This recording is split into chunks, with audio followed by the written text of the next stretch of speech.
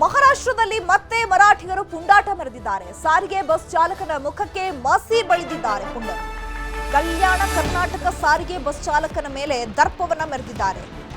ಉತ್ತರ ಪೌರುಷ ಒಲೆ ಮುಂದೆ ಅಂತ ಹೇಳ್ತಾರಲ್ಲ, ಆ ರೀತಿ ಆಗಿದೆ. ಈಗ ಚಾಲಕನ ಮುಖಕ್ಕೆ ಮಸಿ ಬಳಿದು ಪುಂಡರು ಪುಂಡಾಟಿಕೆಯನ್ನ ಮೆರೆದಿದ್ದಾರೆ. ಕಲ್ಯಾಣ ಕರ್ನಾಟಕ ಸಾರಿಗೆ ಬಸ್ ಚಾಲಕನ ಮೇಲೆ ತಮ್ಮ ದರ್ಪವನ್ನ ತೋರಿಸಿದ್ದಾರೆ.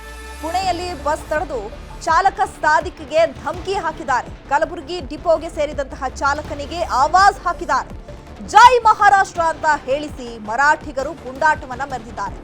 ಬಸ್ ಮೇಲೆ ಜೈ ಮರಾಠಿ ಅಂತ ಬರೆದು ಉದ್ದಟತನ ತೋರಿದ್ದಾರೆ.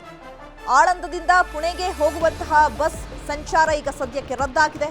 ಬೆಳಗಾವಿ ಬಳಿಕ ಇದೀಗ ಪುಣೆಯಲ್ಲೂ ರೌಡಿಸಂ ಶುರುವಾಗಿದೆ. ಈ ರೌಡಿಸಂಗೆ ಯಾವ ರೀತಿ ಪೊಲೀಸರು ಕಡಿವಾಣ ಹಾಕ್ತಾರೆ, ಸರ್ಕಾರ ಈ ರೌಡಿಸಂಗೆ ಯಾವ ರೀತಿ ಕಡಿವಾಣವನ್ನ ಹಾಕುತ್ತೆ ಅನ್ನುವಂಥದ್ದು ಸಾಕಷ್ಟು ಕುತೂಹಲಕ್ಕೆ ಎಡೆ ಮಾಡಿಕೊಟ್ಟಿದೆ. ಯಾಕಂದ್ರೆ ಈ ಮಹಾರಾಷ್ಟ್ರ ಪುಂಡರ್ದು ಬರ್ತಾ ಬರ್ತಾ ಬರ್ತಾ ಅವರ ಮಿತಿ ಮೀರ್ತಾ ಇದೆ ಉದ್ದಟತನ. ಸಾರಿಗೆ ಬಸ್ ಚಾಲಕನ ಮುಖಕ್ಕೆ ಮಸಿಯನ್ನ ಬಳೆದು ಈಗ ಮತ್ತೆ ಪುಂಡಾಟವನ್ನ ಮೆರೆದಿದ್ದಾರೆ. ಈ ಬಗ್ಗೆ ಮತ್ತಷ್ಟು ಮಾಹಿತಿಯನ್ನ ಕೊಡ್ತಾರೆ ನಮ್ಮ ಪ್ರತಿನಿಧಿ ಅರುಣ್. ಫೋನ್ ಸಂಪರ್ಕದಲ್ಲಿ ಜಾಯ್ನ್ ಆಗಿದ್ದಾರೆ. ಅರುಣ್, ಮಹಾರಾಷ್ಟ್ರದ ಪುಂಡರಿಗೆ ಯಾವ ರೀತಿ ಕಡಿವಾಣ ಹಾಕಬೇಕು ಅಂತ ಪೊಲೀಸರು ಈಗ ಕಾರ್ಯನಿರತರಾಗಿದ್ದಾರೆ. ಸರ್ಕಾರ ಕೂಡ ಏನು ಮಾಡಬೇಕು ಅನ್ನುವಂತಹ ನಿಟ್ಟಿನಲ್ಲಿ ಕ್ರಮಗಳನ್ನ ಅಥವಾ ಏನಾದ್ರೂ ಕಾನೂನನ್ನು ತರಬೇಕು ಅನ್ನುವಂತಹ ನಿಟ್ಟಿನಲ್ಲಿ ಏನಾದ್ರೂ ಚರ್ಚೆಗಳು ಆಗ್ತಾ ಇದೆಯಾ?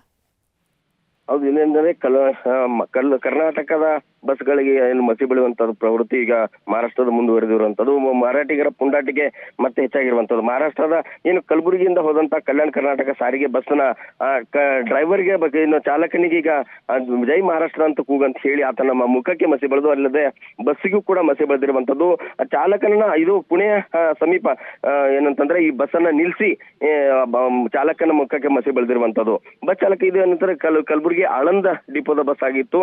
ಇದು ಏನಂತಂದ್ರೆ ಮೊನ್ನೆ ಆಳಂದದಿಂದ ಮಹಾರಾಷ್ಟ್ರದ ಪುಣೆಗೆ ತೆರಳಿತ್ತು. ಪುಣೆ ತೆರಳಿದಂತ ಸಂದರ್ಭದಲ್ಲಿ ಪುಣೆ ಹತ್ತಿರ ಈ ಮಹಾರಾಷ್ಟ್ರದ ಪುಂಡರು ಆತನ ಬಸ್ಸನ್ನ ನಿಲ್ಲಿಸಿ ಬಸ್ಸಿನ ಮೇಲೆ ಜೈ ಮಹಾರಾಷ್ಟ್ರ ಅಂತೇಳಿ ಬಸ್ಸಿನ ಮೇಲೆ ಮಸಿಯನ್ನ ಬೆಳೆದು, ಅಲ್ಲದೆ ಅಷ್ಟಕ್ಕೆ ಸುಮ್ಮನಿರದೆ ಅವರ ಪುಂಡಾಟಿಕೆ ಮುಂದುವರಿಸಿ ಏನಂತಂದ್ರೆ ಚಾಲಕನ ಮುಖಕ್ಕೂ ಕೂಡ ಮಸಿಯನ್ನ ಬೆಳೆದು ಜೈ ಮಹಾರಾಷ್ಟ್ರ ಅಂತ ಘೋಷಣೆ ಕೂಗುವಂತೆ ಈ ರೀತಿ ಇದು ಮಾಡ್ತಾ ಇದ್ದಾರೆ. ಇದು ಏನಂತಂದ್ರೆ ಪದೇ ಪದೇ ಕೂಡ ಏನು ನಮ್ಮ ಕರ್ನಾಟಕದ ಗಡಿ ಖ್ಯಾತಿ ಈಗ ಮತ್ತೆ ಏನು ಮಹಾರಾಷ್ಟ್ರದ ಪುಂಡರಿಗೆ ಮುಂದುವರೆಸಿರುವಂತದ್ದು.